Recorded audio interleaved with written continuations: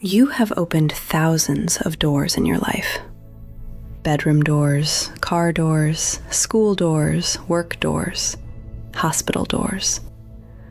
Some opened easily, others took courage.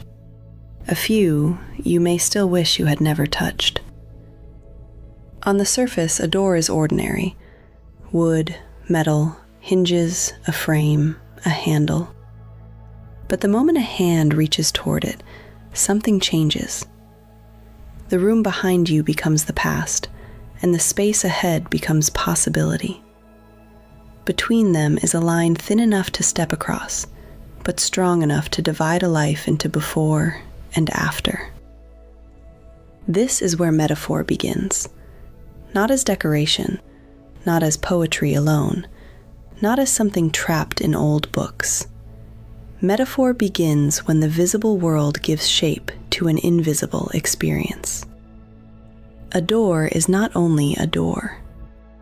Look at it plainly first. It opens, closes, blocks, and allows. Hinges let it move. A lock can refuse entry. A handle invites the hand. That is the outer face, the object as the eye sees it. The inner face appears when meaning gathers around it. A locked door can feel like danger. A bedroom door can hold privacy. A school door may carry childhood. Hospital doors often remember fear. At the end of a hallway, one lit doorway can become a choice waiting to be made. Nothing about the object changed. The wood did not become wiser. The hinges did not become sacred. The change happened in the mind. That is the first split in this series: outer face and inner face. The outer face is what something is. The inner face is what something awakens. Most of the time, we are trained to ask one question. What is it? That question matters. It keeps us grounded. A door is a door. A stone is a stone. A tree is a tree. A number is a number. But if we stop there, we only see the surface. This series asks a second question. What is it doing in the mind? A door teaches choice. A path teaches movement. A seed teaches growth. A storm teaches emotion. A mountain teaches difficulty.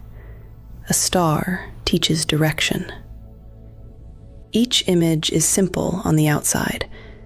Inwardly, each can become a psychological anchor. It gives the mind a place to hold meaning. Long before modern psychology gave us technical language, human beings pictured interchange through images. Gates, thresholds, veils, passages, entrances into darkness, and exits into light. Older language might have called this a test of will, attention, desire, hesitation, or habit. Modern language may call part of it avoidance, emotional activation, a decision point, or self-regulation. 3 languages, 1 experience. The ancients gave us the image. Early psychology gave us the first vocabulary of the mind. Modern psychology gives us sharper tools. But the inner experience is the same. A person stands before a threshold.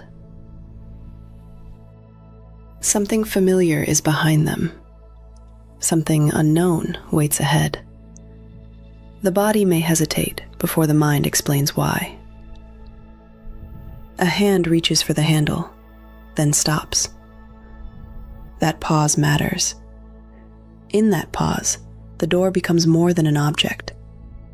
It becomes a map. So let us unpack it. A door has 2 sides. that gives us here and there, known and unknown, present and possible. A door has a threshold that gives us before and after, not yet and already, the moment before change and the moment after it has begun. A door has a handle that gives us action. The choice is not abstract anymore. It has a place where the hand must go. A door may have a lock that gives us restriction. Something cannot yet be entered.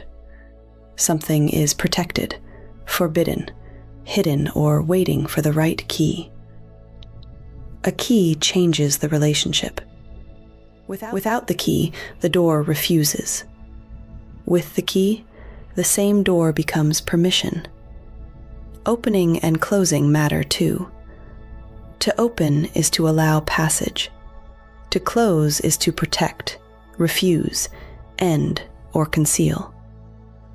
So even a simple door contains many movements: approach, pause, touch, unlock, open, cross, and close. The door is no longer just an object. It has become a structure. Door, threshold, choice, change, transformation. This is the first act of symbolic sight. You do not abandon the physical thing. You look through it. You let the outer face reveal the inner face. Now we can follow the similarity chain. A door is a threshold. A threshold is a place of decision. A decision divides the future. A divided future creates uncertainty. Uncertainty often awakens fear. Fear often guards transformation. Transformation changes identity. So the chain becomes door, threshold, decision, uncertainty, fear, transformation, identity. The door is the small thing. Identity is the larger thing. By following the relationship, a simple object has led us inward. This is how analogies and metaphors begin to open, not by forcing meaning onto them, but by asking what relationships an already contain.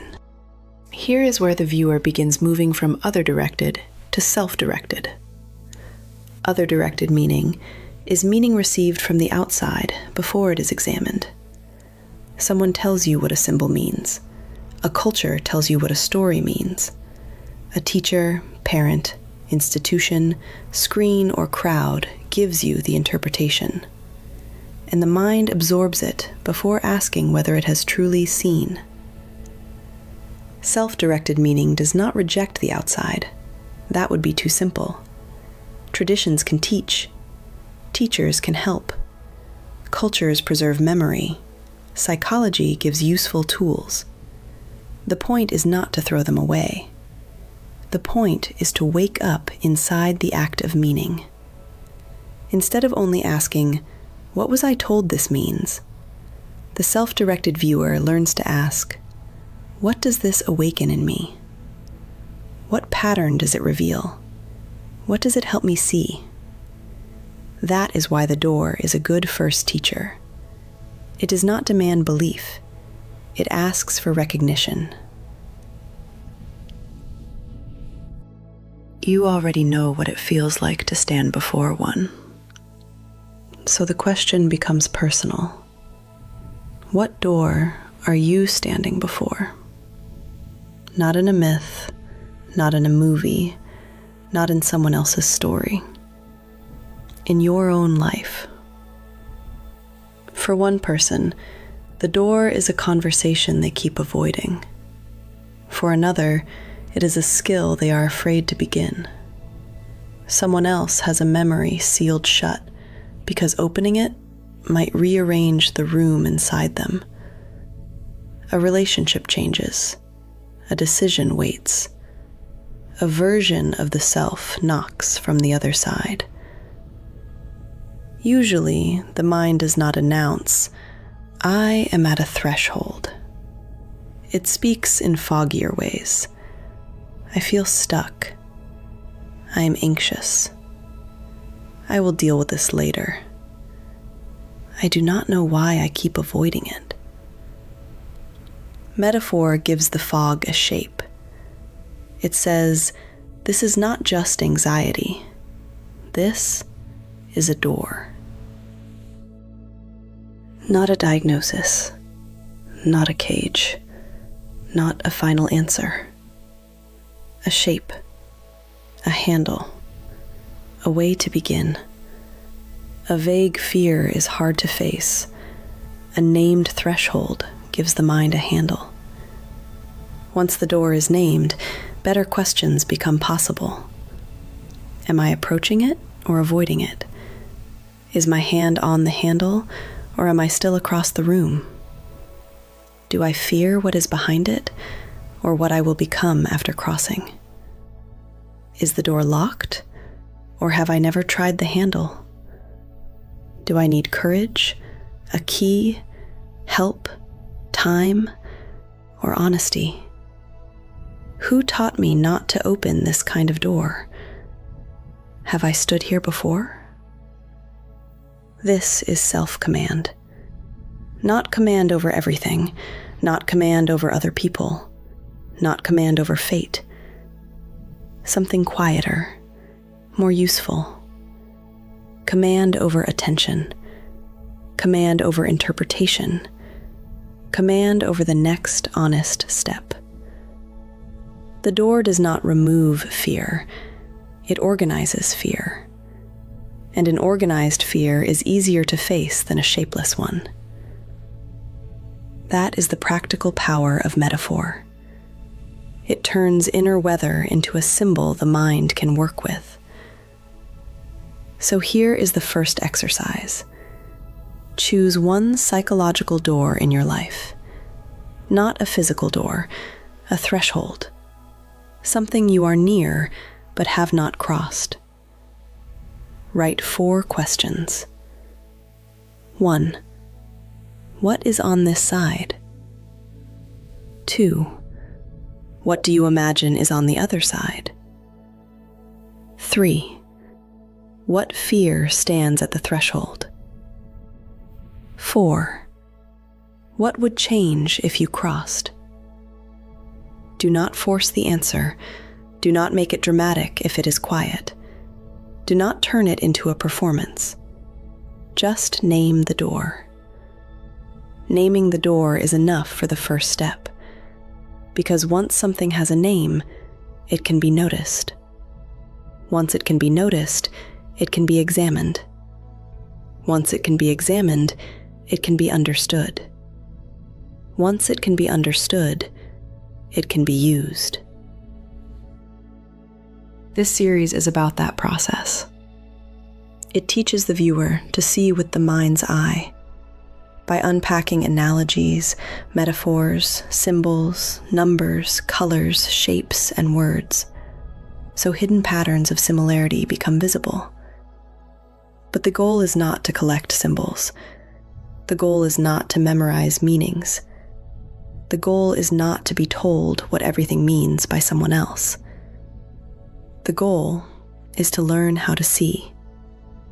First in yourself, then in stories, then in culture, then in nature, and eventually in the larger world that holds them all. The smallest analogy is within you. The greatest anchor is the stars. Between them is a hierarchy of similarities. This first episode does not climb the whole ladder. It only teaches the first movement. The ordinary thing opens.